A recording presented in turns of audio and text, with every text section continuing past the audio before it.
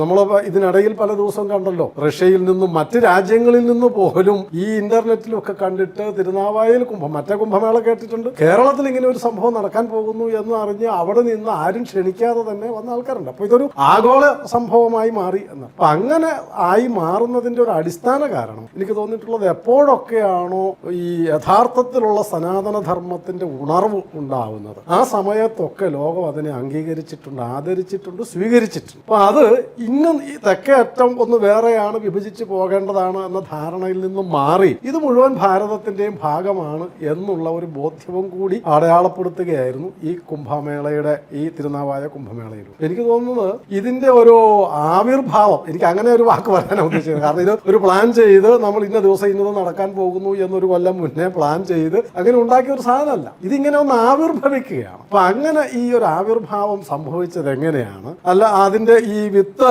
എപ്പോഴോ മണ്ണിൽ കിടന്ന വിത്ത് തരം കിട്ടിയപ്പോൾ, അതിനൊരു സന്ദർഭം കിട്ടിയപ്പോൾ അതിങ്ങനെ പൊട്ടി മുളച്ച് വളരെ പെട്ടെന്ന് പടർന്ന് പന്തലിച്ച ഒരു പ്രതീതിയാണ് വാസ്തവത്തിൽ തിരുനാവായ കുംഭമേളയ്ക്കുണ്ടായത്.